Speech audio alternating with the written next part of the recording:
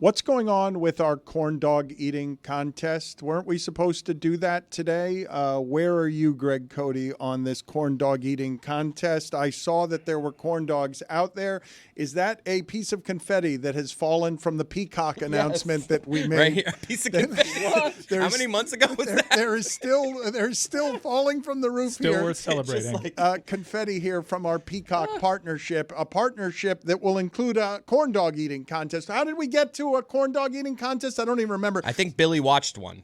He watched one? Oh, he went to one. That's how Domino got invited to your domino tournament. Okay. That's binding, by the way. Speaking of which, that domino tournament, if you don't play dominoes, there are going to be 100, 120 people playing dominoes, but there will be hundreds of other people there. Tickets available if you want to be interacting with any of the people that are there. We're trying to make this, as I mentioned, very intimate so that you actually get interactions with us. So what do I get when I win the domino tournament?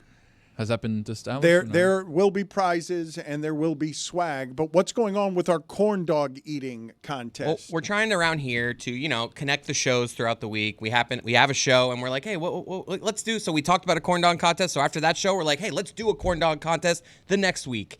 And then I woke up today and I was just like, I feel like this is kind of, I don't want my dad to choke on a hot dog. Like I'm worried about people throwing up. It's just like, is it actually that funny? Are we going to be good at it? I just kind of lost enthusiasm for the whole thing this morning. Yeah, my problem with it was, and no offense to whoever procured the corn dogs, but I don't like a store-bought corn dog.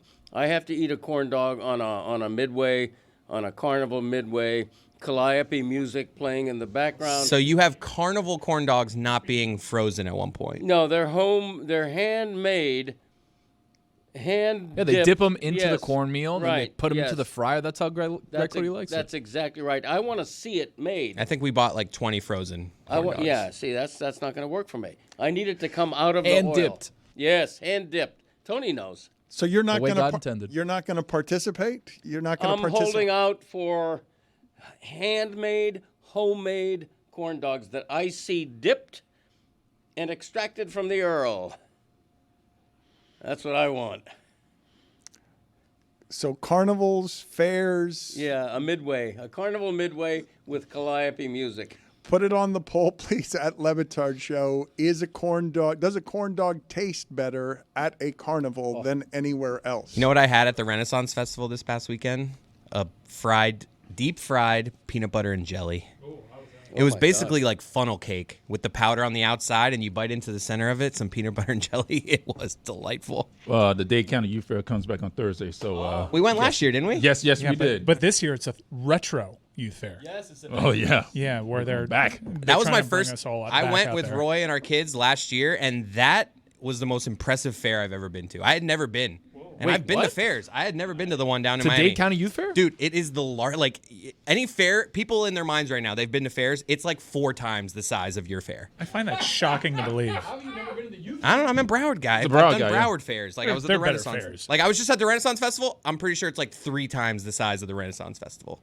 That is a big fair in Miami. When you walk around a Ren Fair, I picture you walking into just mirrors where everyone there looks like you. Everyone at a Ren Fair. No, I was actually way out of character. I wore a white button down like I was on a cruise. Everyone there is in full medieval times. I felt I was I stuck out like a sore thumb there. No, you're thinking of a chili cook-off. That's where I peak, right there. Yeah. We know. Wait a minute. Least surprising thing. Yes, a chili cook-off. Festival, I think you're misinterpreting. I don't dress up in that garb. Everyone at those things is way in character. I'm not talking about costumes. I'm talking about pinkish flesh. Chili cook-off. See, you always do this. You turn everything into Key West. A Renaissance Festival is not Key West people. It's particularly white, though. It's younger. Yeah, it's white, but Dominicans love a Ren Fair. But it's also really dressed. It's super into whatever the theme of the weekend was. I think this one was it steampunk or something?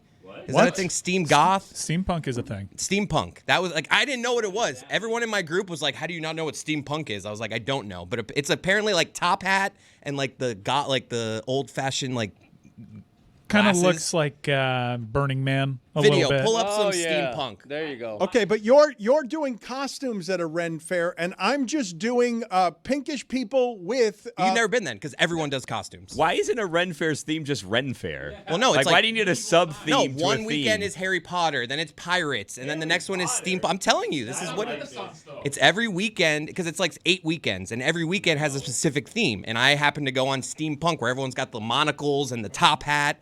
And Why weren't you dressed like that? Because I'm just there for the deep fried peanut butter and jelly. You're saying though that you don't feel like the Ren Fair is per square foot a place that has your facial hair. No, so you're doing Key West again. There's Like, Dominicans, man. I'm telling yeah, you. I mean, like I went with a bunch of Hispanic people. Chris does have How like many of them were ginger Dominican? beard though. Yeah, he does. You do have a Dominican Okay. beard. You do. You absolutely do. At Just a nice LeBatard tape Show, up and you're in. go ahead and put it at LeBatard Show. Do Dominicans love a good Ren Fair? Quit calling it a Ren Fair. Use its full name, please. Ridiculous. Festival, not a fair, also. Yeah, it's a festival. Renfest. Yeah, I dress like a minstrel when I go to a Ren Fair. I don't know what that means. The time of the month? A minstrel. Like a minstrel show. If you say it again, I don't know. What Is it that means. royal? Like, what does that say? I don't think we want an elaboration. I know, Honestly, I know. Let's I think move it on. let's. Be I careful think we and just don't get any on the chair. What's wrong with a minstrel? think Dad, when he said let's move on. Okay. All right. Innocent mistake by me, if indeed it was a mistake. that is not much of an apology. You'll be the judge of It's a judge of medieval that, singer or apparently. musician. Oh, you I go. thought it was a period. A medieval, hence Renaissance, a medieval singer or dancer. Yeah, 2 Americas on that one. There, I Greg. just clicked images and I don't like what I see. Sorry. I can't believe Greg just did this. Oh, dude, this is real bad. Yeah, I don't- that's I not can't- good. Okay, I'm That's gonna not Google. I'm gonna Google it. No, yeah. Don't Yeah, click yeah, I think you should Google You it. should You Google it really to see should the Google error it. of your Yeah. ways. Yes. No, because this don't will click be a images. genuine. He'll know that Okay. he made a genuine I mean, mistake. All right. Like, yeah, he's right on okay. one definition. The other definition, however, Well, he said he dressed like a minstrel. Now you do a Google image search. How's that working for you? Not real good. Yeah, it's education. But again, just medieval education. musician. Let's stick to People medieval are allowed to musician. make mistakes. I don't like any of Gotta this. learn. Gotta want to learn. I Exactly do want to right. learn. I do want to earn. I was referring to a medieval. Okay. All right. Akin to a court jester. Okay. Is what I think All about. It Yeah. was an unfortunate Google result. All right, Greg, I want you to just simply take some inventory of Billy Gill's face and what Billy Gill likes when stuff happens on this show. I backed him off of that. Don't paint this. I don't know where you're going with this. I'm watching you delighting in this descent no, into... I like the God want to learn. no, you should be He's watching right. me. You should be watching me. That is correct. That is... Glad that you were is- judicious on the. Greg's right. Can you please get for me a couple of top 5 lists before we get to Jason Benetti, one of the great play-by-play men of our generation, and he's going to be a guest here in a moment. But we have here a couple of different top 5 lists. We've got Mike Ryan's top 5 lists of acquisitions for his team that he hated, and we have Tony's top 5 free agent winners so far in football. Which would you like to go to first, Greg Cody, since this is your day? I'll take the first one. Okay. Do you remember what it is? No. Top 5 acquisitions for Mike Ryan's teams that he hated. Do you have any OLI, Mike Ryan? I do. These are top 5 acquisitions that I hated upon learning, that I was never behind it, didn't like it. When they signed them, I was bummed. I think I know who number 1 is, but go ahead. OLI. Jimmy Butler. He's not a Jimmy Butler guy. I thought he was inefficient. Didn't like what he was doing in locker rooms. Didn't think it would work out. And he largely proved me wrong. He went to the NBA Finals, twice as the best player on a Miami Heat team. So I got that one wrong. Number 5, Romelu Lukaku. This guy. He missed a pen in the Super Cup, and then he went gallivanting around the Premier League, and then he just held Chelsea hostage for like a huge payday. You knew his heart was never in it, came in, and immediately went on a Sky Italia interview trashing the club. Your academy club, Romelu. I hated it from the moment you came back, and you proved me right immediately. Mike Ryan, I'm sorry. I'm going to put you on hold and do something I've never done before. I'm going to interrupt the top 5 list as it happens. Jason Benetti is there, and I am ceding the floor to Benetti. I want to be a kind host to our guest, so just hold on to it there. Benetti, thank you for joining us. Can you tell us of a time that you hated, that one of the acquisitions that your team made? So I grew up a New Orleans Saints fan, and they traded their entire draft for Ricky Williams once. Like literally everybody. And he had no rookies to hang out with. And he was, a little bit of an eccentric guy in the first place. But they traded their entire draft for Ricky Williams. And now knowing what we know about running backs in the NFL, I maybe not worth the entire draft. And I will say I jumped in the middle of the list. Nobody ever says the word gallivanting positively. Nobody's ever been gallivanting in like a really positive light. That's a good point. Put it on the poll, please, Juju. Does anyone ever use the term gallivanting positively? This segment is presented by LinkedIn Jobs. Post your job for free at linkedin.com/DLS. Terms and conditions apply. One of the many reasons that I love listening to you, and one of the many reasons that I love listening to you in baseball, even though you do other sports, is because you have the space to do those kinds of absurd observations, and you seem to enjoy it a great deal more than your musty broadcasting brethren. So musty is a very, very funny word for baseball announcers, because I do think sometimes we all can get a little musty after a 7 o'clock game goes 12 innings into a 1 o'clock start. Look, I watched a lot of SNL growing up, and I listened to a lot of like George Carlin CDs and things like that. And that sort of observational fun time is interesting to me. And also, like, let's be honest, over the course of before the pitch clock, how much of like the 3-hour baseball telecast was really like gripping, like edge of the seat, top of the first time you ever rode it, amusement park ride, roller coaster thing? Like, it's not really that. So thank you for noticing, I think, and apologies to anybody that's overly musty next to me. Oh, but the casual way you do this, I'm going to say it's groundbreaking. I'm going to say that there is a conservative way that this is normally done, and you have brought it into the new age the way that you do it. I feel like you take pride in that. Well, I appreciate it. I mean, I think part of it is just my own mind that gets kind of scattered. But I will say, like, part of where my sensibility comes from is from working a lot with Bill Walton. And I know we've talked about him before, but I loved that man. I loved him every time we sat next to each other.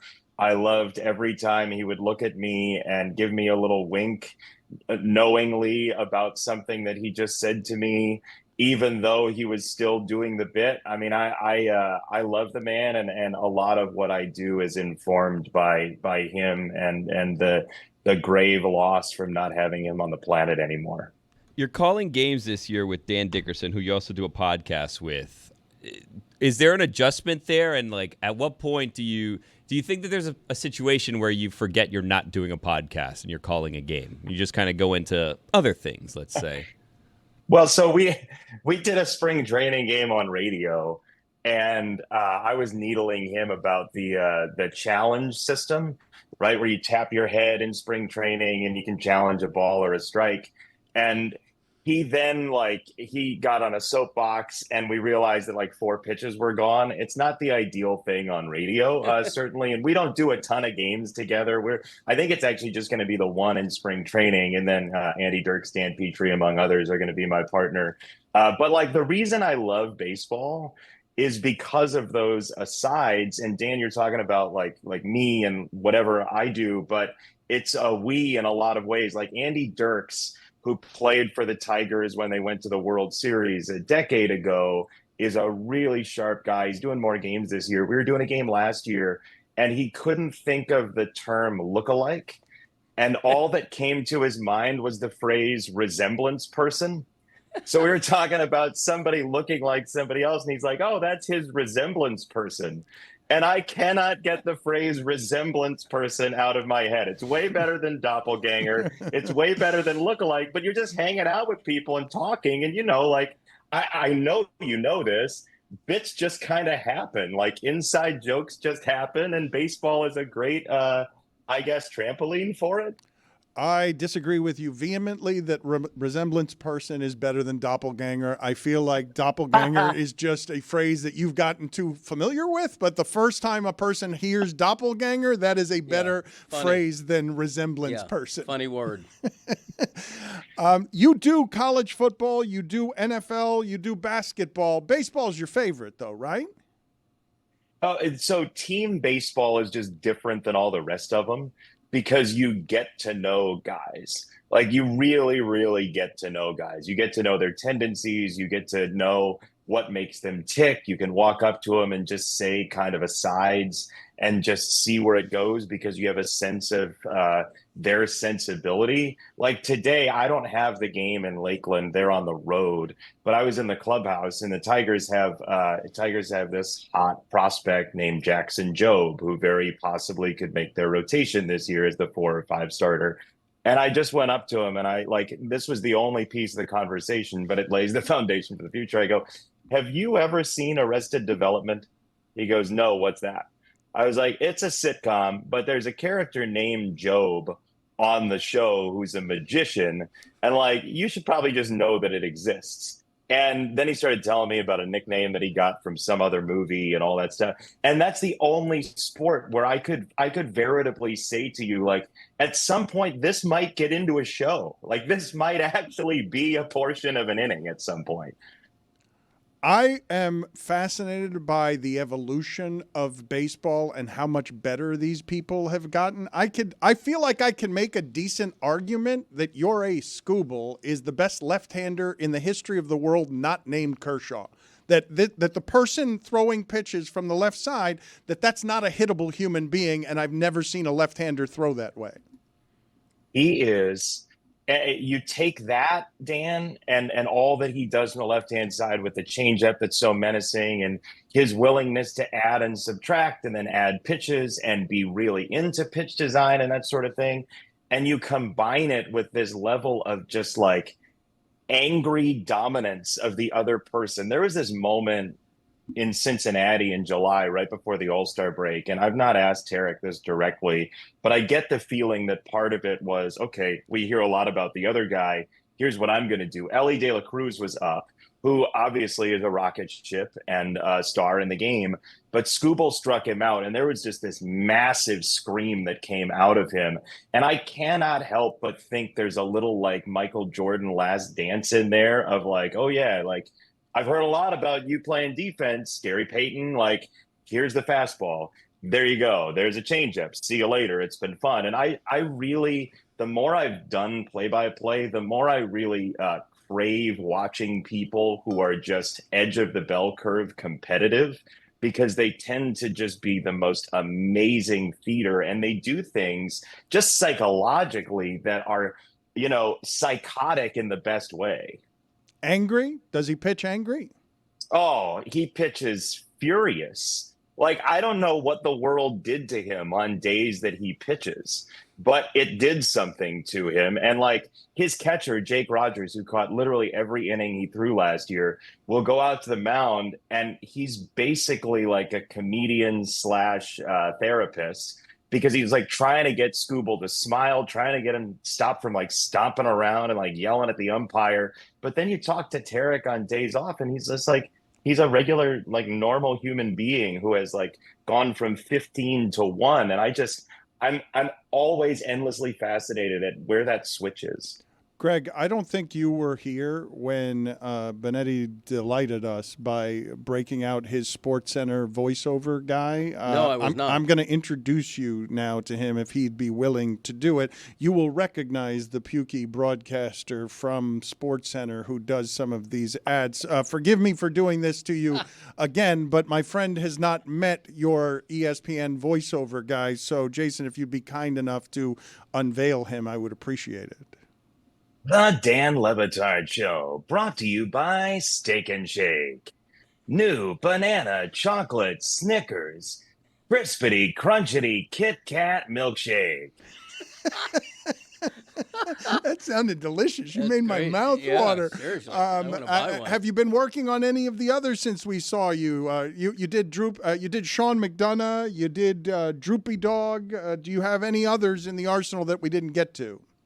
I do like really obscure announcers that like only like 5 people know. So I'm not gonna play those hits. It's like the Bill Hader impression of the guy from Dateline, right? Keith Morrison. Yeah. Like Bill Hader's nails like, it. I know how to do this, but nobody knows who I'm talking about. So I have a couple of those. But I do Robbie Hummel, who's become omnipresent on college basketball, like very well could be the next like huge analyst in college basketball. If you watch him do a game, he learned from Matt Painter, his coach at Purdue, that like when you have a scouting report on a guy, but you don't like exactly follow the scouting report, Coach Painter would come up and say this phrase, and Robbie's kind of got like he's a little bit like, he's not brilliant at all, but he kind of sounds a little bit like it, and he'll be like, that's his deal. He goes over his left shoulder. How could you not know that? So if you watch Robbie do a game, he's gonna, as he talks about the scouting report, he'll be like, that's his deal. Namari Barnett goes right. Like, that's his deal. That's his thing, right? So just watch for a Robbie game, and you will hear that's his deal. How did you perfect the McDonough? Explain to me why the love of McDonough, because obviously he's someone who's viewed as a craftsman in the industry. He is, first of all, I sent him a CD when I was a senior in college, and I got this phone call, and it was from a number that I didn't have in my phone, and I pick it up, and he goes, Jason, Sean McDonough, how are you? And I was like, hey, Sean, you're just calling me, huh? And he's like, I listened to your CD. It's very good. Here are some thoughts. And so I revered Sean for the way he sounds and the way he brings humor into it and the way that he used to just like snipe at Raph and Billis. Big Monday was really important to me as a college student, but as somebody growing up in this industry. So, like McDonough just being like, Raftery has Irish arthritis. He wakes up stiff in a new joint every morning. Like that sort of thing is my kind of humor, right? And so that every Monday was really, really important to me in my career. And there have been times in games where I'll just be like, Jones baseline, and I'm like, oh no, like you cannot actually do that. It's why, like, if you do Iron Eagle too much, you're like, oh, a foreign facial, right? Then suddenly it comes out in games where you're just like, oh, what a drive. Oh no, that's not even me. Like that's totally somebody else. That's not good at all. Or you become Boog, where you're just like, 3 is good. And there's like a slight dismissiveness to it, even though he's really into it. So, but that's the scary part of all of it is you just become them. So I did the Robbie impression during a game with Bill Raftery. I was like, that's his deal. And Robbie texted me, you're dead to me. To which then one of his assistant coaches at Purdue texted, love the Robbie impression. So it's mixed signals really that I'm getting. You don't do a Boog Shambi, do you? It's just a little like low key. I don't do a full out version of it, but when I talk to him, he's like, hey, you want to do dinner tonight, or what are you like? There's just like it's like a low hum, sort of. It's not perfect. It's a refrigerator hum. He's a low hum, but he's the most empathetic, kind low hum that you've ever gotten. Do you have any idea? Do you know Len Casper, the former Cubs TV announcer, now White Sox radio? Yep. I was out for a game with the White Sox, and then Len was in on TV, and there was a game winner that went over the Orioles right fielder, and he was just like, over the head of Santander, and the White Sox win. And anytime I see Anthony Santander, there are members of the crew who will like hit me and talk back and be like, over the head. And the problem with all of this is I just revere announcers. I love sounds and I love announcers. And I think people have thought I'm making fun of people, but I'm like, I love sounds, and so I hear these moments and I get excited about them. Is Vin Scully the best, or if you have someone close to him, who is your second place? So Vin, as a storyteller, is just number one. But then you get to like specific people with specific sports. I find Joe Buck to be truly phenomenal. His mind moves very quickly and sharply. I think Sean on college football is just unbelievably good. I thought Gary Thorne doing hockey was just unreal. Like there's a call of his that Paul Correa, when he was playing for the Ducks, he got knocked on the ground and then he gets back up and it's off the floor on the board, Paul Correa. But right before he takes the shot, he's like, the crowd wants it. Slap shot, score, right? It's like, it's bone chilling how good it is. So there are just like for specific events, like totally underrated Andrew Catalan for the NCAA tournament. He has nailed some huge moments the past bunch of years. There are just so many good people. But yeah, I just enjoy the sounds we get to make while we do games. Hockey's the hardest, right? Oh, yes. I did. So the NHL had a lockout like many years ago. I was in Syracuse at the time. I was doing games for like Time Warner Cable. And I did a game on a Saturday at Cornell, hockey. And I'm not a big hockey guy. So I would like kind of muddled my way through it, figured it out. The next day, Doc Emmerich did the game, the same series. It was like Colgate Cornell. Doc did it, and I was like, yeah, I'm an idiot. I have no idea how to do this. Like, you all think I'm horrible at this because Doc's the greatest, and I had to do the game the day before him. Jason, I want to ask you some advice. So I've been doing some college baseball games this season, and it was pointed out to me about 4 games in that the players and the coaches listen back to these games because they go back to watch the film or whatever, and they're watching it with the sound on. And I'm slightly concerned at the trouble that I'm going to get myself in the future because I'm not changing my behavior in the types of things that I'm saying about certain players. So I'm wondering if you've ever found yourself in that spot where you've said something about a player and then been confronted after the fact. Not like confronted. I mean, I said last year about a Tiger pitcher, just jokingly, like that he wasn't all that skilled in fielding a ball. And he came up to me in the clubhouse. He was like, look at this. And he showed me video of like him in high school. Right. So if you say it with the proper tone, I feel like that's problem. What's important. Well, that I don't know that I can help you with.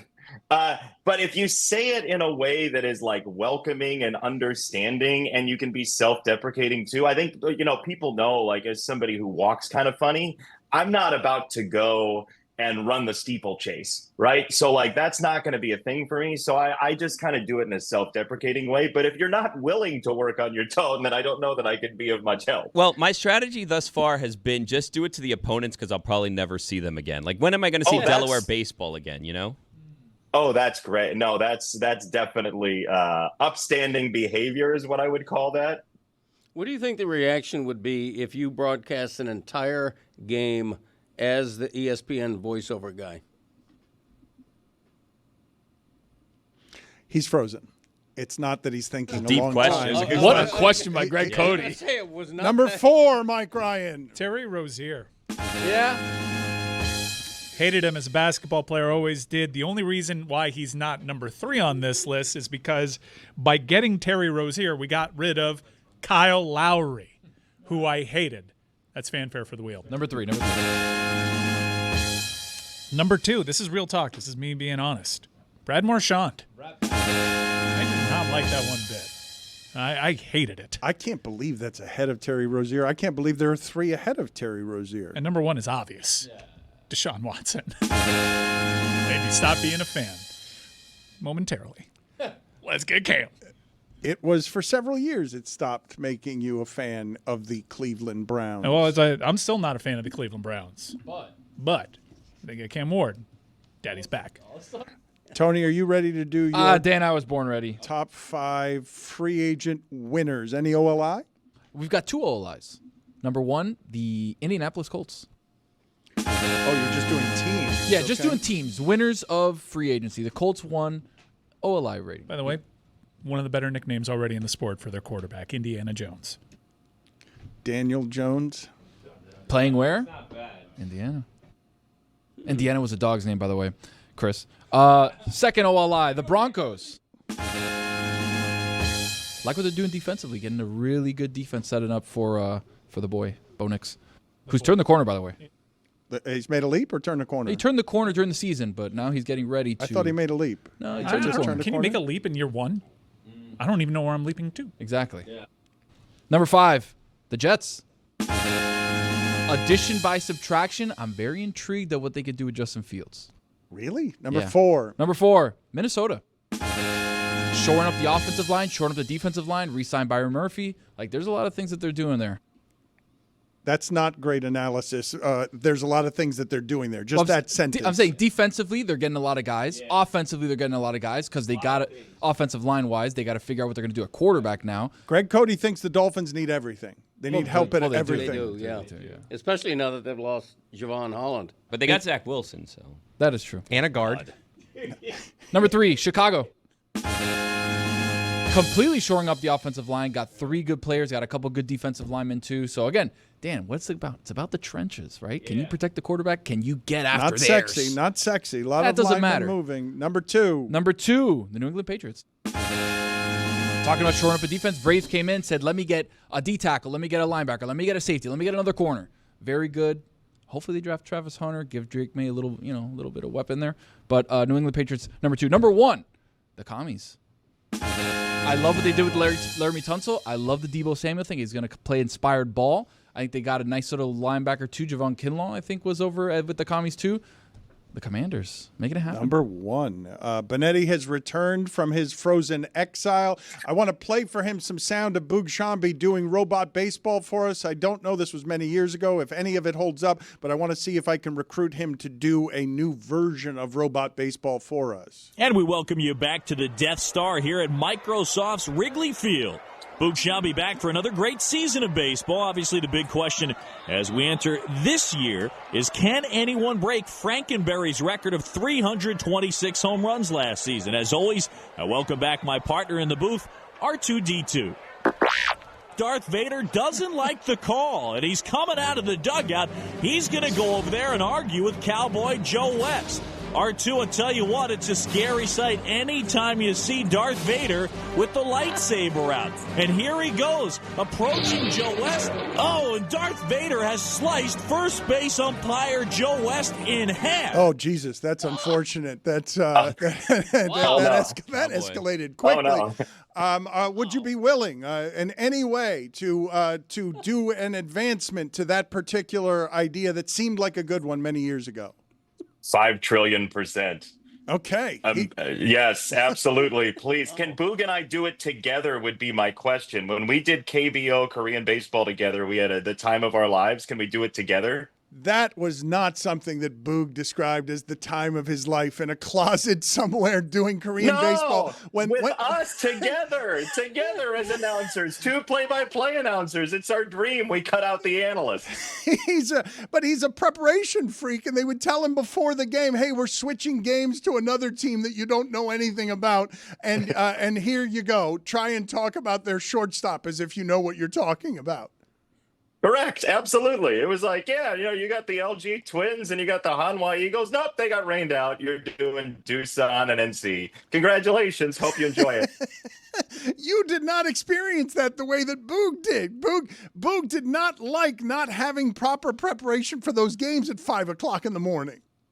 But what am I supposed to do? I'm way closer to my microwave than I am the game. So how am I supposed to do it with perfection? Like the whole idea is to just roll it out, see what happens. I don't suggest that you should do that for the Final Four or something like that. But I mean, it was basically just improv, right? I've never actually done improv, but KBO games were as close to doing improv as you could possibly get. I mean, when you have on July 4th a competitive eater on as an interview guest live from Lowe's where he's buying paint because he's redoing his house, that's pretty much where you've broken one of the walls down, and he can fix it for you, actually.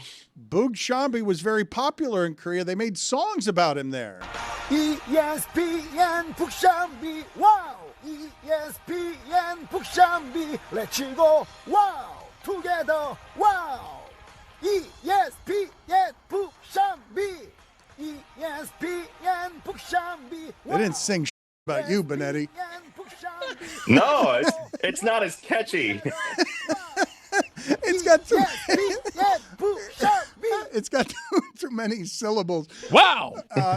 Are you in agreement that the Dodgers have kind of ruined everything for everybody? Nah, I think everybody else needs to follow the lead of the Dodgers and go after free agents and things like that. I mean, that's where I am on this.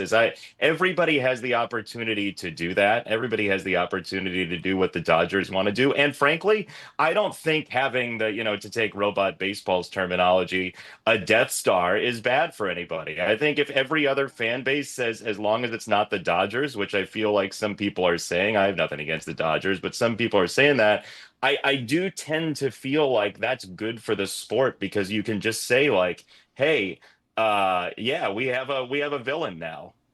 I've never heard a Death Star described that benignly. It's usually something that is viewed as something to be feared. Benetti is here to sell you I was gallivanting. I was gallivanting positively through the thought. Jason, nice seeing you. Always good talking to you. Thank you, sir. Sorry about the internet in Lakeland, Florida. My sincere apologies. It's all right. We managed it. It's the height of winter, but it's also a great time to gather with friends and enjoy some Miller Lite. That's right. Miller Lite has the taste you can depend on. No games, no gimmicks, just that beautiful white can and a great tasting beer for people like you and me who love the taste of beer. Because Miller Lite is brewed for taste. It hits different than other light beers, with simple ingredients like malted barley for rich, balanced toffee note flavors and that iconic golden color that we all know and love. And here's the most important part for me. I mean, I like all the things, but 96 calories and just 3.2 carbs per 12 ounces, Miller Time is always a good time. The original light beer since 1975 and still the very best one. Miller Lite, great taste, 96 calories. Go to MillerLite.com/Dan to find delivery options near you, or you can pick up some Miller Lite pretty much anywhere they sell beer. Tastes like Miller Time. Celebrate responsibly. Miller Brewing Company, Milwaukee, Wisconsin. 96 calories and 3.2 carbs per 12 ounces. Going to welcome in Juju Gotti here in just a second, but Amin Al-Hassan has now written in again, and he says that limited fake Ray Romano was fantastic, and you dismissed the entire series of calls. Shame on you again. Amin says, shame on me again.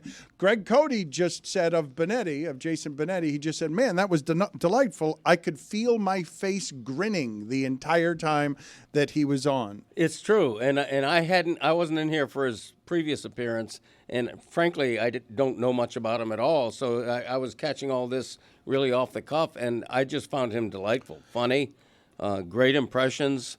I love a broadcaster who imitates other broadcasters. I just think it's terrific. That guy could do a stand-up routine, and I would pay to go see I it. wish we would have had you do your generic impression. I'm thinking of it now because you always do this thing. Anytime you hear any baseball broadcaster, you do the same voice as if they all sound the same. Doesn't he just do Eric Reed? Isn't it just the pukey broadcaster? Kind of. It's always Eric Reed in some form. It's a knee-high fastball. The count is 4-1. I guess it is Eric Reed. 4-1. 4-1. Yeah, whatever. You walked him. Yeah, it's a ball. Ball four. He put his own spin on Count it. is 4-1. We got there. Gallivanting to first base. Juju, thank you for joining us. What did we get wrong today, Juju? What did I do? What did we do that was objectionable? You've been way too positive, Juju. I know that people weren't as positive about yesterday's show as you said they were. Look, glad to be here. And what a segue, because yes, I have been positive, but not today, Jack. Today was the most reckless speculation in the history of recklessness. You guys trafficked in propaganda to lead the show off, too. This platform is way too big to be going off and speculating off the word of chill, son.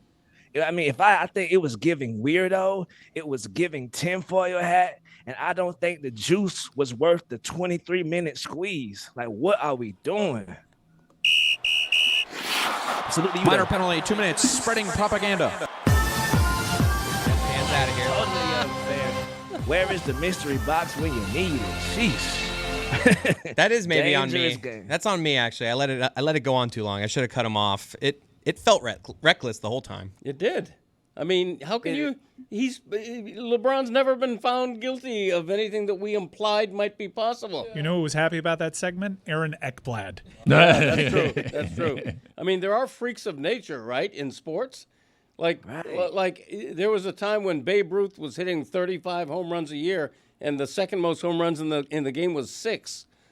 You know, was that true? Yeah, was he doing like steroids of the day? I mean, retroactively, we're going to accuse Babe Ruth of being on drugs? I just don't get it. I felt bad for He LeBron. just wasn't playing against minorities. He was Dominican.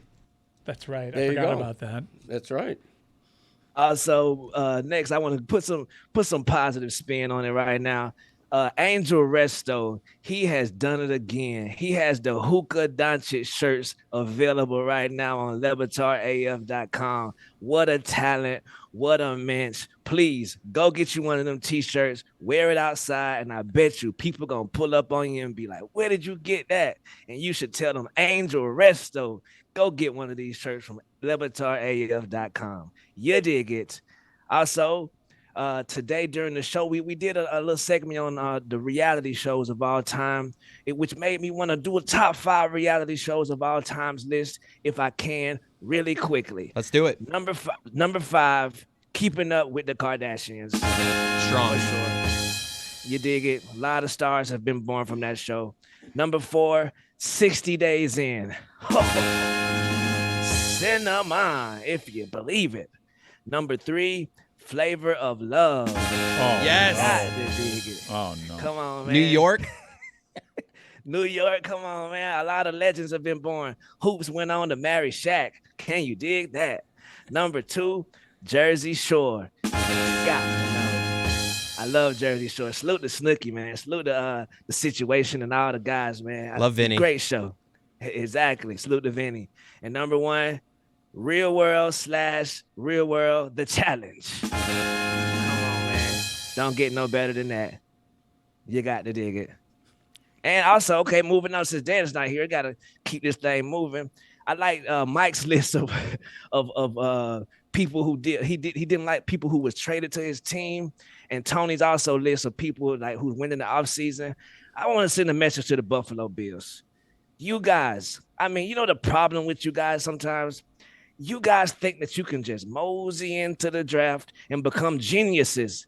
Last year, I got scorned for being so upset when they traded Xavier Worthy to the Kansas City Chiefs.